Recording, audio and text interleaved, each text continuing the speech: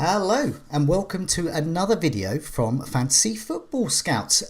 This week we are continuing with our series of team reveals.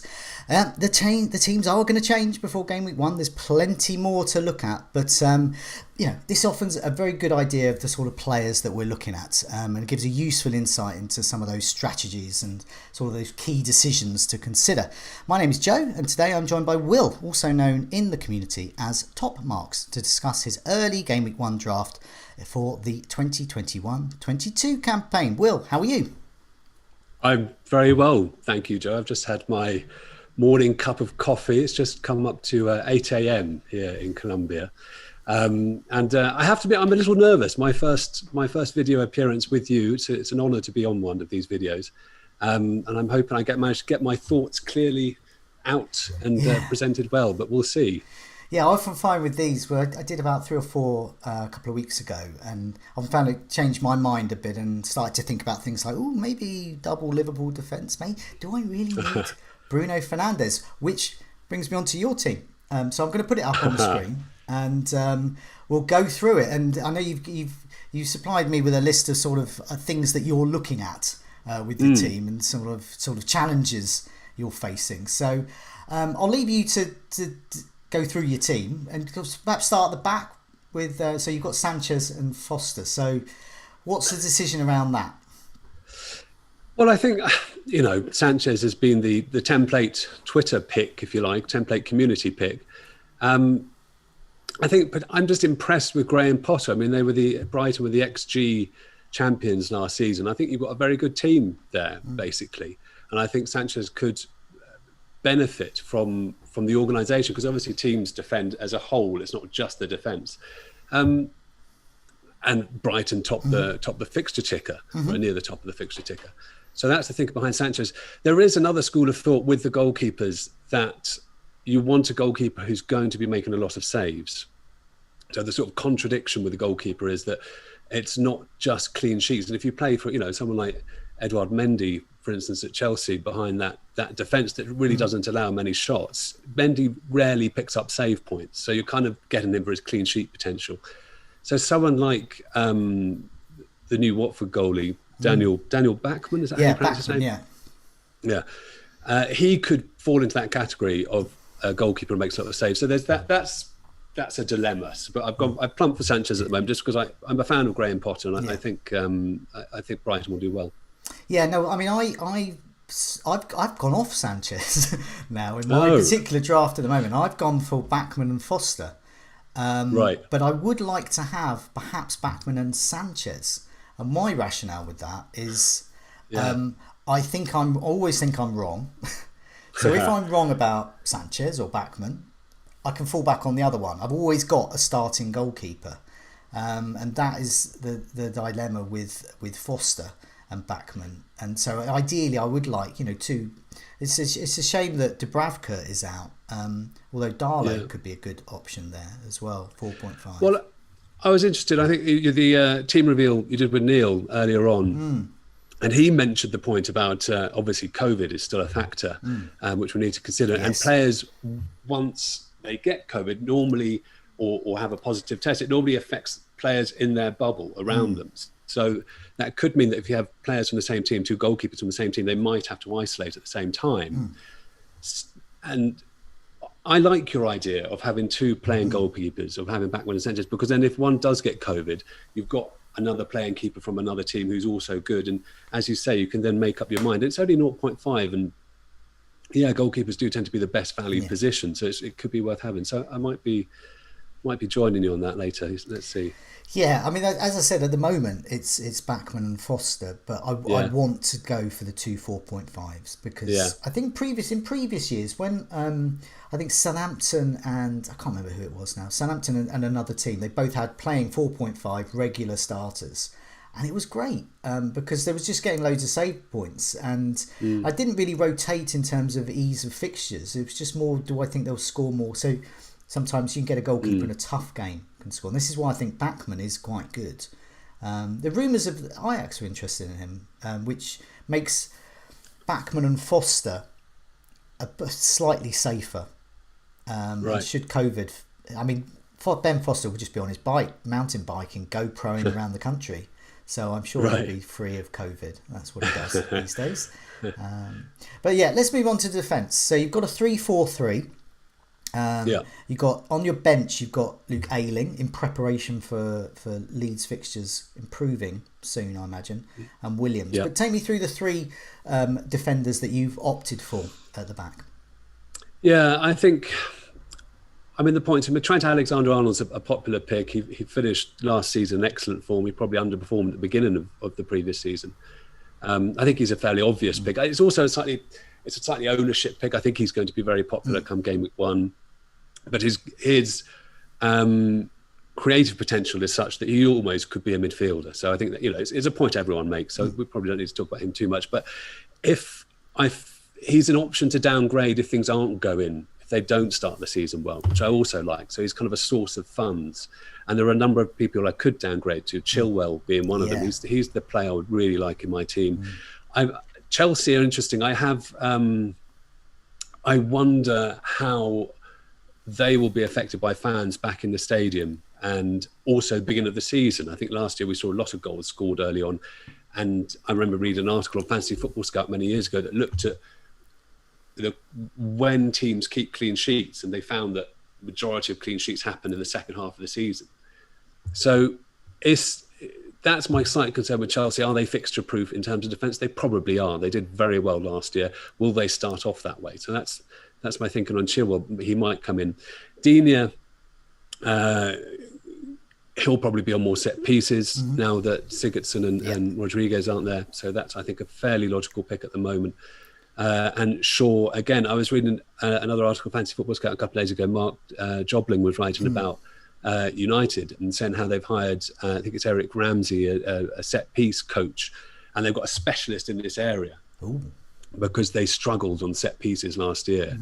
They committed 454 fouls, he says in the article, and conceded 14 times for penalties, corners or free kicks. So the fact that they've hired a specialist to try and fix this problem is encouraging and bodes well, I think, for Shaw's clean sheet potential. His attacking threat is already well known. Man United have great fixtures. So I think those three players are probably quite easy picks to start with. Yeah, I mean, that's a good point as well, keeping an eye on developments behind the scenes. Now, eagle-eyed fantasy managers would have noticed that Newcastle got better in the season, but that coincided with changes to the backroom staff. Now, I can't remember the guy's name at the moment. You might better help me there, but they got a new coach in behind the scenes to help Steve Bruce out, and you could see the transformation immediately. Newcastle assets suddenly became a thing halfway through the season. Yes. I need Neil to help us with his name, but yes, on point. Yeah, definitely. Obviously, Luca Dean, Shaw, great price point, isn't it? Because you mentioned Chilwell, but you can move down, and you've got all those. Now you're a Spurs fan, yes, and Spurs have just beefed up their defence a bit, and they're not to be discounted. I would think suddenly Spurs defenders could be a thing for us. Let's see. Look, I was last pre-season. I was so enthusiastic about Mourinho. I was Dele Alli was getting talked up, and then all of a sudden he's hauled off at half time in game week 1, and it all changed. And Doherty was another guy I was talking up last year. It's really difficult. I want to see how Spurs perform with Nuno. I want to see Nuno try to adapt his tactics at Wolves last year, and it didn't really work, and he kind of then went back to his more tried and tested methods. Will he try something new at Spurs? How is it going to be when competitive football starts? I think pre-season's a very difficult time to judge a new team, especially after a big tournament, with players coming back in drips and drabs and new ideas being put onto the team. So I'm sort of, having been full-on enthusiastic about Spurs last year, I'm rather reserving my judgment, with the exception of Son, as we shall see on midfield. Well, let's just move into the midfield then. Okay. And I keep saying with all these teams, okay, it's got Salah in it and you've got the captaincy on it. And I don't think we need to dwell too much on that. He's been such a good point scorer in recent years. He's got a nice, easy first game against Norwich. It's a no-brainer, really. But it's the other midfielders I'm interested in here. So you've got Jota, Greenwood and Son. And on your bench, Brown. So no Bruno. You've gone for Son, Jota and Greenwood. There's a lot to unpack there. Tell me about your midfield. There's a bit to unpack. I mean, look, Greenwood's the one I'm really on the fence about. He's you know, I don't know if you do this as a fantasy manager sometime, but you kind of get wishful thinking. You kind of imagine scenarios in your head of what could happen. You think, well, this is completely plausible, this scenario. This obviously means Greenwood's going to get loads of goals because Rashford's out. You know, I'm looking at the opposition. I'm thinking Southampton, Leeds. They probably wants to play a young, fit team against those players. Greenwood's had a pre-season. You know, in my mind, the scenario's there that he's going to do really well. Is that actually going to happen? I've no idea. And so I probably need to kind of look at some stats and speak to some United fans in a bit more detail and work out if he's going to start, because that's the biggest thing. You want players that are going to start. Yeah, not only starting, but it's also about Fernandes. Because at that price, you're going to want to captain him. But are you going to captain him in the first few weeks? Is Salah a better option? Is Son a better option coming up? And Man City players better options? And that makes me wonder about Fernandes. I mean, he could still score hugely, but who's going to get on the end of his assists? Who's going to perhaps assist him? Greenwood, Shaw are certainly in the running. And in one team I've done recently, I did remove Fernandes as well, but I wouldn't do it without Greenwood. I wouldn't go into game week 1 with just, say, Luke Shaw for Manchester United. I think their fixtures are too good. Well, let's put their fixtures up. Their fixtures are amazing. All the fixtures up here. So Manchester United, they start with Leeds, so a derby, but you never know. They put 6 past them last year, didn't they? So then they got Southampton, Wolves away, Newcastle at home. I mean, that's a really good front 4 fixtures, and then it's still quite good. West Ham away, Manchester United. I seem to have got loads of Manchester United away goals over the years in fantasy football. Villa at home, and then Everton, and then Leicester. So it sort of gradually gets trickier, but it's a great start. And I think there's going to be goals, and I think there's going to be clean sheets. So I want some of that.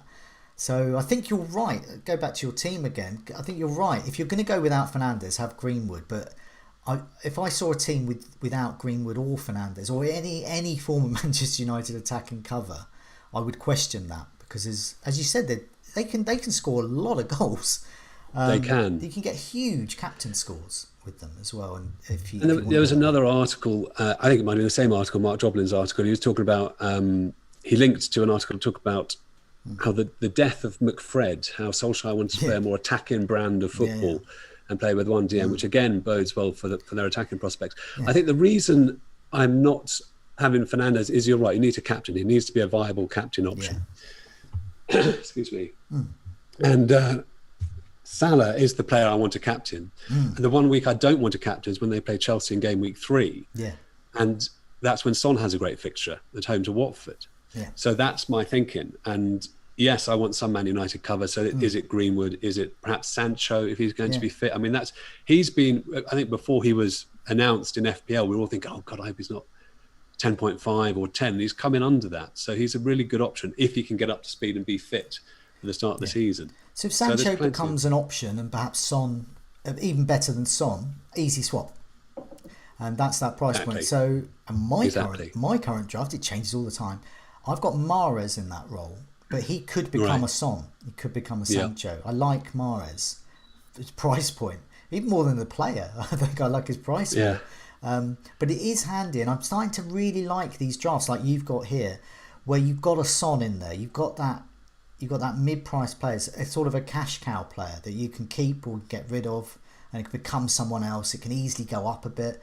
You've got to find 2 million or so to get to some of the likes of De Bruyne and Fernandes, but that's not that bad compared to trying to find 5 million to get up there to that sort of player. I like to see Son in there, and I like Greenwood as a backup. The last few matches of Manchester United's pre-season are going to be key for me, and if it looks like Greenwood is definitely starting, I'd be keen. Something to point out as well. There's been some VAR changes this week. it's intimated that what they're going to do is they're not going to give those, suddenly penalty decision for someone, in an innocuous challenge, someone like waving at someone. But the same token, they're not going to suddenly disallow goals because their toenail is too long or their elbow is in the way. So it's like with all these things, got to see what's happening. But this could mean there's less penalties for the likes of Fernandes. It could mean there's more goals for those strikers who perhaps like to play on the shoulder of defenders and not frequently, but in danger of being offside through an elbow or something. So that could help someone like Greenwood, who's in a more advanced role. It could indeed, and I think one interesting point about that VAR. So there were sort of 3 key points that they made announced in the ruling, and it was one of them was, did the attacking player look for the contact? And I thought that was a really interesting change. So there's going to be obviously subjective interpretation. Was the player looking for the contact to go down? Because I think people say you put yourself at risk if you touch a player in the box. So there is a really interesting change. I think like the handball rule we had last year, it might take a little while to settle down. We might see a tweak after a few game weeks, but that certainly does, in my mind, dent the appeal of Fernandes slightly. And likewise heighten Greenwood and his teammates. But we'll have to see. And there's also the fan factor, and how will that affect teams? Yes. There's lots of new moving parts at the beginning of this season, I feel.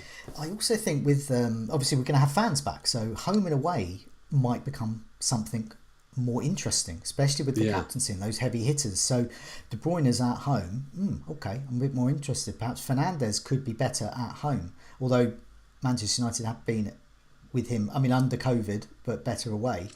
But there's also the likes of Salah at home, and although it is Norwich away first, so sort of promoted team. But the idea of captaining that home player over the away player when you've got that 50-50 choice, could appeal, definitely. I think you're absolutely right. I was looking, looked at some of the matches last season when your team Brighton had when fans came back, had a memorable 3-2 victory over Man City.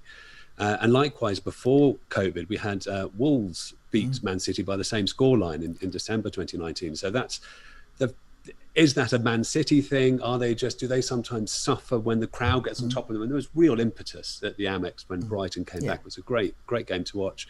So I think you're absolutely right. I think we'll see a return to home being a thing. Definitely. So also across your midfield, you've got Jota. So what's the thinking there? Is it some people are thinking, if I don't go for Jota, I might go for Robertson as well in a 4-4-2 or in my back 3. But what's the thinking with Jota? You feel confident he'll start? I feel confident start. I mean, Firmino played in the Copa America. Jota's XG per 90, which is the stat I was looking at, was particularly good.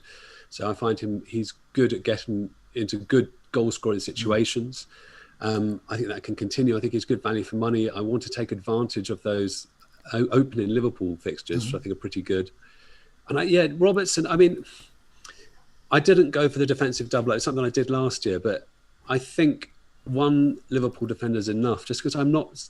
Van Dijk's coming back. Is Van Dijk going to be the same player? What's their clean sheet potential like?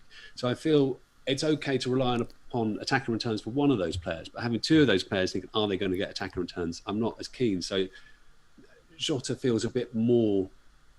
I feel a bit happy that he's going to get into good goal-scoring situations and hopefully be good value for money. So that's the thinking there. And again, with both Jota and Rafinha, and you talked about price points, Jota and Greenwood, I can get to Rafinha very easily. Well, let's put those fixtures back again. This is why you're thinking about that. So let's have a look at Leeds. Terrible start. Manchester United, Everton. Game week 3 away to Burnley. Then they got game week 4 Liverpool. We know that they have goals in them there.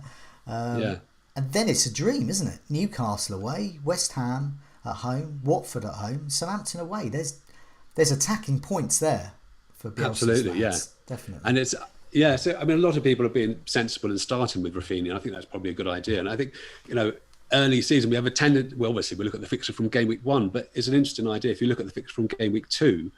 How different would your team be? I mean, game week 1 can be a bit of a lottery with teams, I feel. So it might be worth it. And Leeds bump up, they go very high in the in the fixture ticker. Yeah. I like them as an out because I think it's nice to have. I think Jota and Greenwood excite me. I think they're interesting players. They are gambles. We don't know if they're going to pay off, but to have an out of someone like Rafinha is it feels good. It feels I feel a little bit safer taking that risk. Yeah. So that's the sort of thinking behind those two players and how I might play it with Leeds. Yeah, I've seen quite a few teams with Rafinha starting from Gameweek 1. And although he is a good player and he's good value, I think part of that might be this sort of fear that he's going to suddenly shoot up to what he should be worth, about 8 million. Yeah. But I don't actually like those opening fixtures at all for Leeds. I know Leeds are arguably fixture-proof. But I think at the beginning of the season, you have to go with fixtures more than form because there isn't any form yet. It hasn't even started. Yeah, I think the lack of information at this stage is tricky and with a lot of sort of guesswork going on.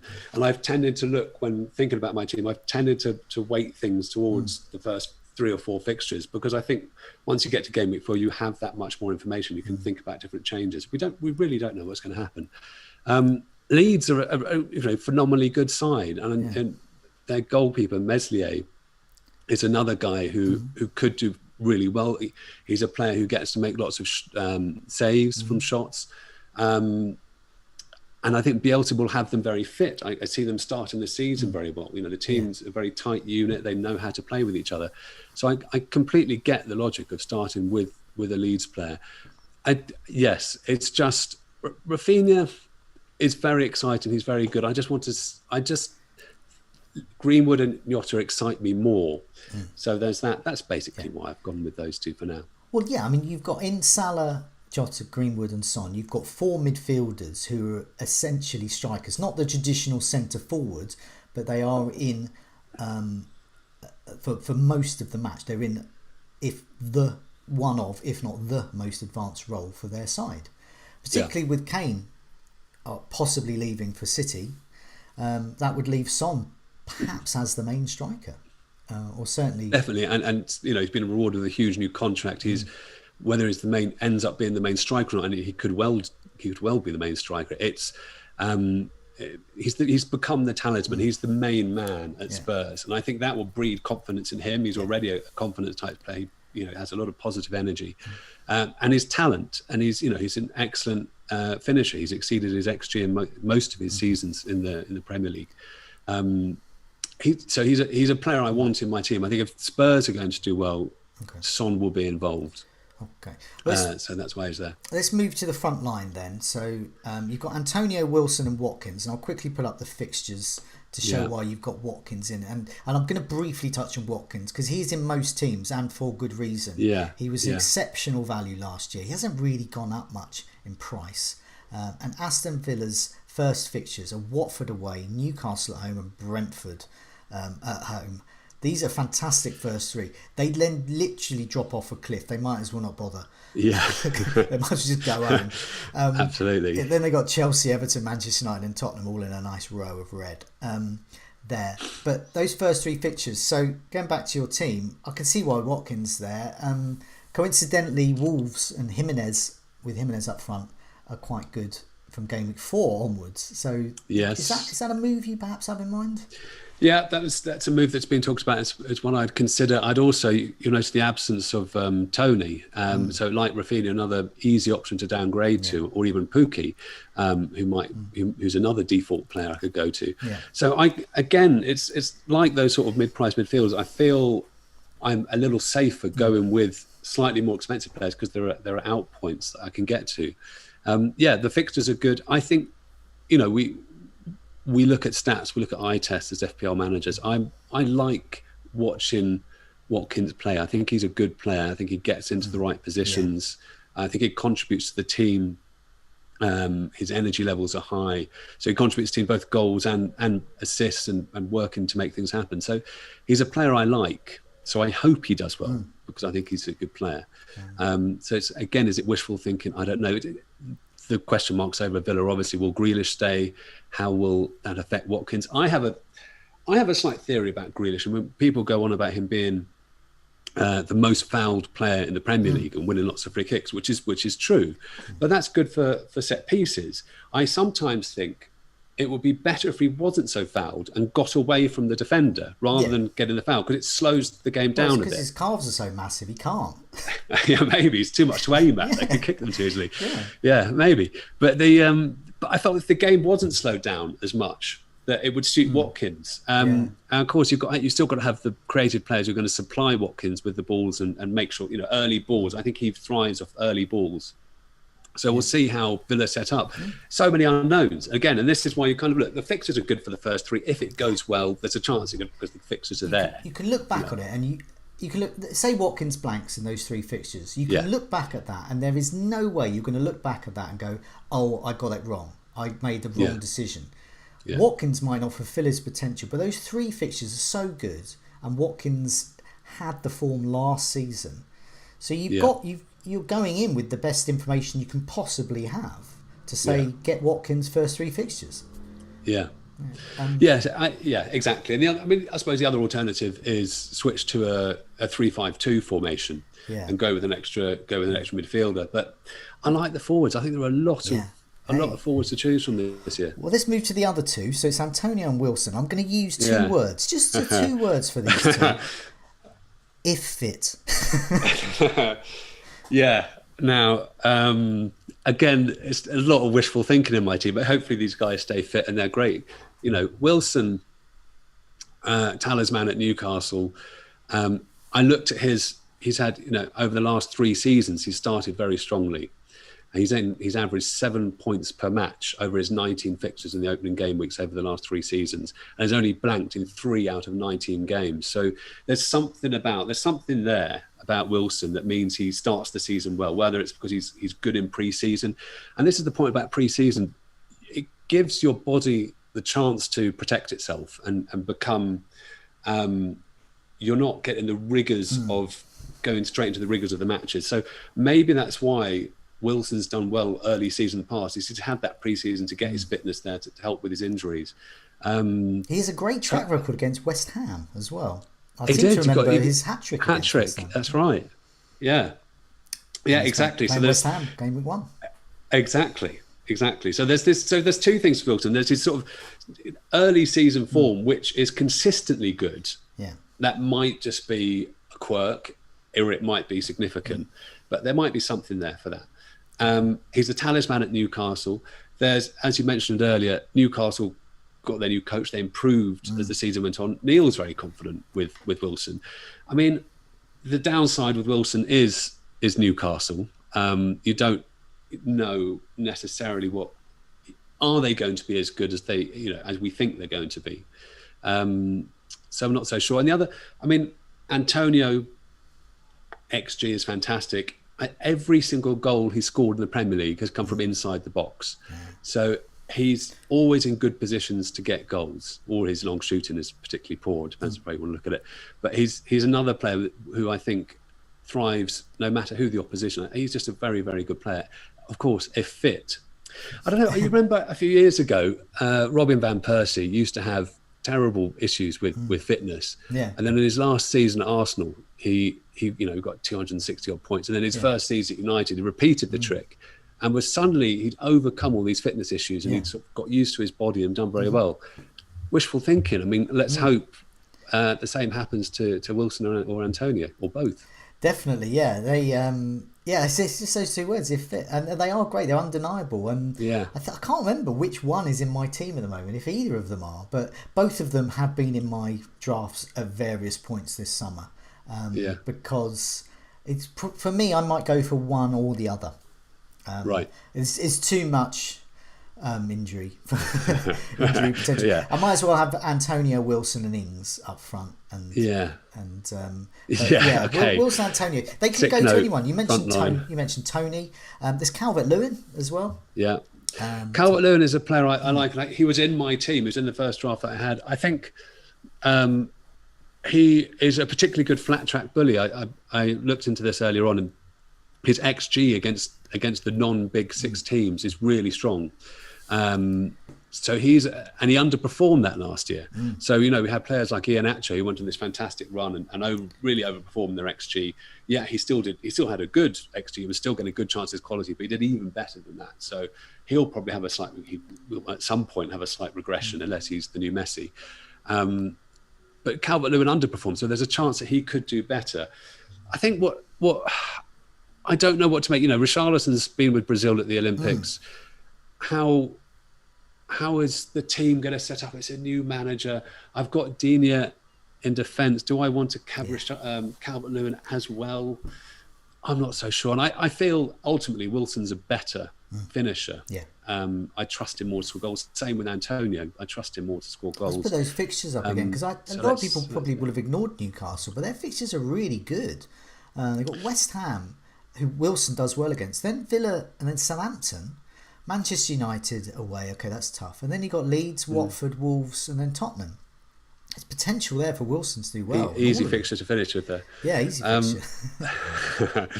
There is potential. I mean, only one in those sort of opening group. I mean, apart from only one Big Six side, ignoring Spurs for the moment. So yes, the fixtures could be better. They could be worse. Wilson is every player is really a question mark at this time of the year, and I might join you on the if fit thought process and downgrade one of them to Tony, who seems very good value for money. But again, it's like the other point you're keen on making, which I think is also good, is where can you go to from a player? And I think there are places to go to from Wilson. Yeah. And then, so a gamble perhaps, but a way out. Yeah, definitely. Just looking at this side. Apart from obviously the lack of Fernandes, I suppose the key thought process that the people watching might have, and I know I've certainly got, is do I go for 3-5-2 or 3-4-3? If I go for 3-5-2, that enables a chance on players like Buendia, Sarr at Watford as well, and then two up front. Or do I tap into, as you said, all this array of strikers that you can get? Yeah. And part of me guiding that is, do I essentially want a non-playing 4.5 midfielder or non-playing 4.5 striker? There's many more like Brownhill you've got, or Basuma at Brighton, who are actually playing 4.5 midfielders who you might need in the COVID times to get 2 points, maybe the odd goal. Basuma's got a goal a season in him. And you might get it. He does, yeah. I think it was, absolutely. I got it last year. Yeah, you got it, and I know Az did fantastic. As well. And there's quite a few people actually got Basuma's goal, his only one. But that can happen, and so that might persuade me into a 3-4-3. It's just a flexibility. News in today that Chelsea are looking pretty confident of getting Lukaku back. Yeah. For the nth time. And he's gonna come in at somewhere between 10, 11 and a half. I mean, he's going to be around that sort of price range. And Chelsea interesting, aren't they? Because they've got a lot of people talking about Havertz, and it's, people talk about Sancho, players coming from the Bundesliga and struggling to adapt. And so I'm going to quickly touch on Sancho before I get back to Havertz. But I think part of the cultural differences. So the two German players coming in Werner and Havertz, they maybe struggled a little bit to start with, and I think they probably helped under a German coach. But Sancho won't have that problem. Cultural changes, so I think that could help him at United when he's fit. I think he's a good option. Havertz is a wonderful player. I'd like to, he's a reason I'd like to maybe switch to a 3-5-2. Yeah. I think the question marks over Chelsea is they've got an array of attacking talent, but they tend to limit those attacking positions. And is Havertz going to nail down a position? How's Lukaku going to affect that? Is Lukaku just going to be the go-to option? It's so many sort of question marks there. And I think an attacking defender from Chelsea, we're talking about, I think Alonso's been mentioned as in part of the deal to bring Lukaku, so that would help Chilwell secure his minutes. I'm kind of favour their defensive solidity and potential threat from wing back than I do the attacking positions at the moment. But Havertz is a wonderful player. And just finally, I mean, there's a lack of Man City in here. As I said, Mahrez is a player I'm looking at, and you got in your notes here that no Man City players in the end of season Dream Team last season, which is the first time since 2002. Well, since FPL started. Since FPL started. First time ever. Yeah, that no member of the title-winning team has been in the end-of-season dream team. And they don't seem to. I mean, Grealish could go, Kane could go, but neither have actually joined yet. But as it stands at the moment, they're basically the same old City, but without Aguero. Yeah, and I think so. City are. I think there was a slight change last year at City, and if you look at their team XG totals, last season was the lowest it's been. It was still the best XG total in the Premier League, but it was a significantly dropped. So I think it was something like 94 the season before, and it dropped down to 68, 69, around back there. So it was quite a significant change. And I think part of that, and you talk about backroom staff, I think Juan Manuel Lillo replaced Arteta, and he's a manager who Pep has a lot of admiration for.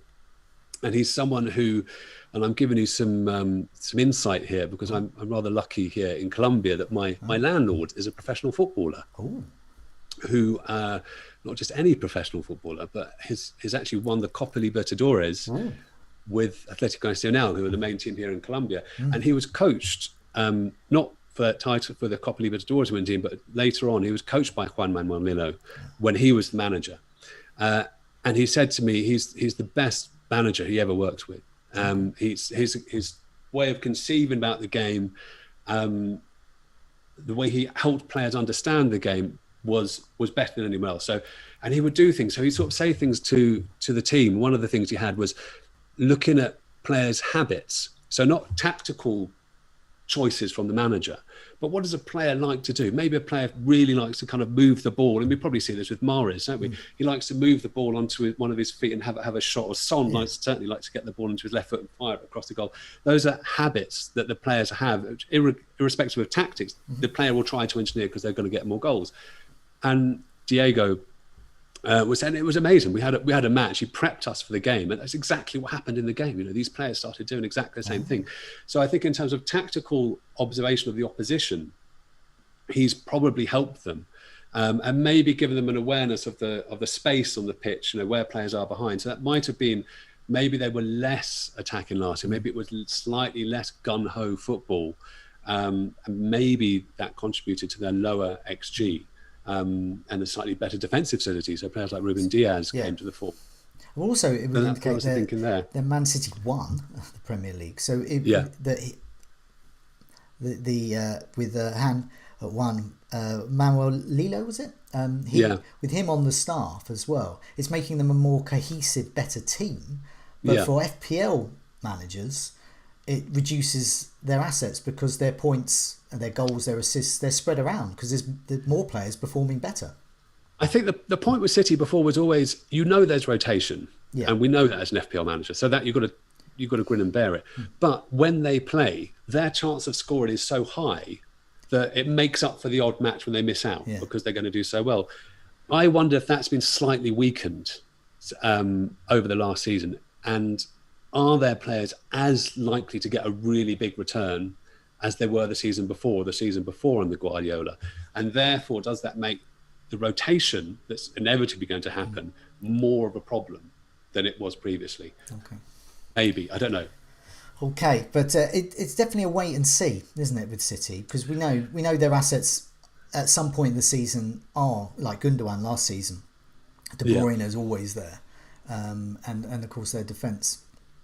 I mean, Mahrez is the player to get. I think, he's exciting, he's good. I think it's interesting if Kane does go there, look at his assist potential, and will that release other players from midfield? I think De Bruyne was particularly unlucky not to get more goals last year.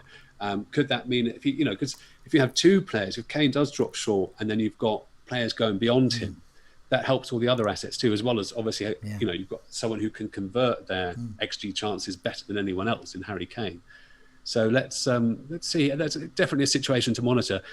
And I just don't think that early season Kane, I think Man City are probably going to be in transition. Is Kane going to arrive?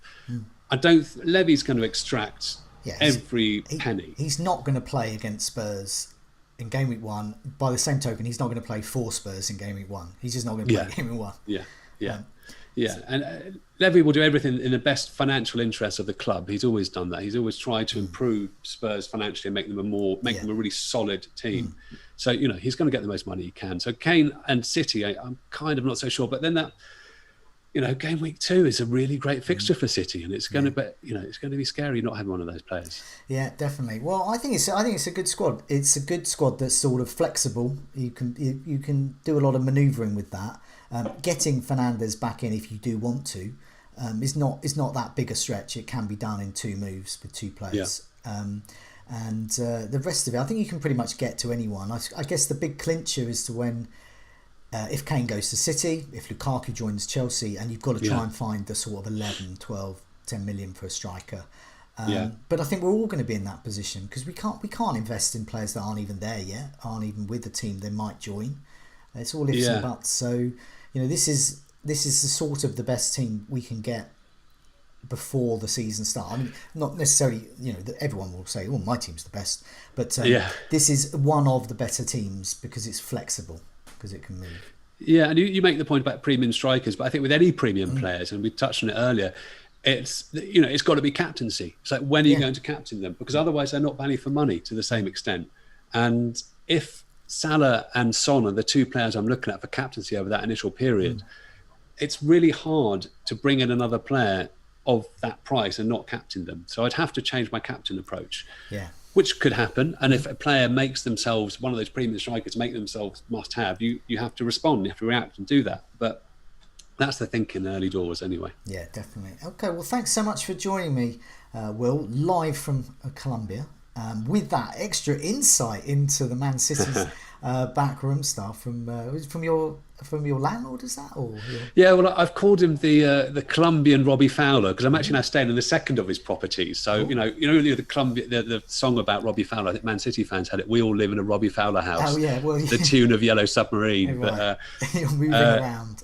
So moving around. So yeah, so he's been a very nice man and very helpful. Well, so it's been nice to listen to him. Yeah, emulating Man City's rotation by moving properties even. Well, exactly. Thanks so much for joining me. Thanks so much for sharing your team. Good luck in Game Week 1 and good luck with the rest of your season. Thanks a lot. Thank you, Joe.